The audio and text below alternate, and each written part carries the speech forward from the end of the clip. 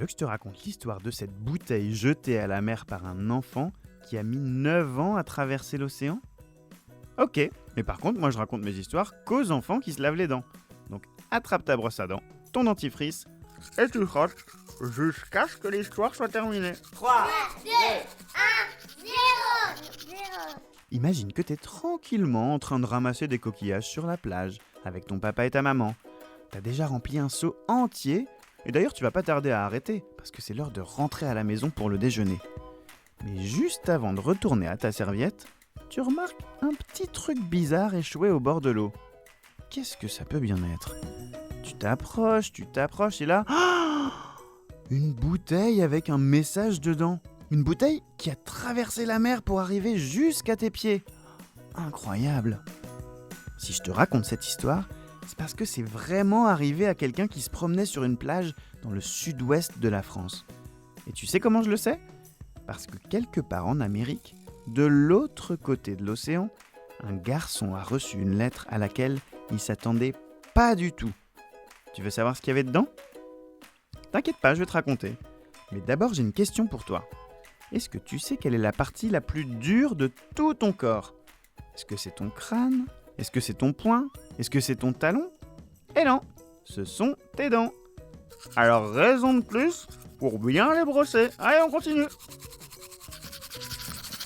Donc le garçon américain dont je te parlais, il s'appelle Max. Et un matin, en ouvrant son courrier, il a trouvé la surprise la plus dingue du monde. Dans une belle enveloppe, il a découvert une lettre de lui quand il avait 10 ans, accompagnée d'un petit mot écrit par un Français qui expliquait qu'il avait trouvé ce message de Max dans une bouteille sur une plage.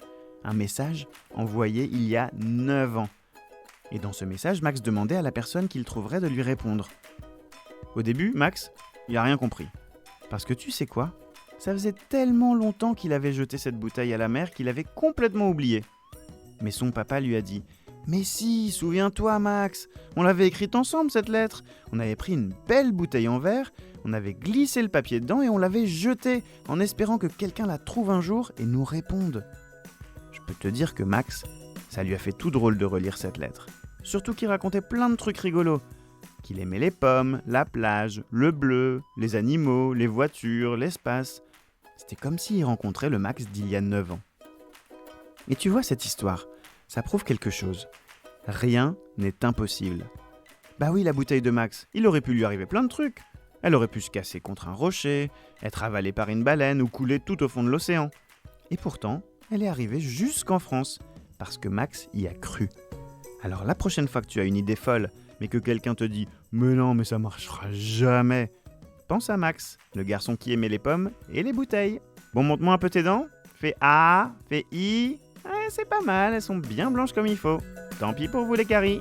Allez maintenant, au lit. Je vais pas aller me coucher. Retrouvez Les Dents et Dodo et tous les podcasts BFM TV sur bfmtv.com et sur toutes les plateformes de streaming.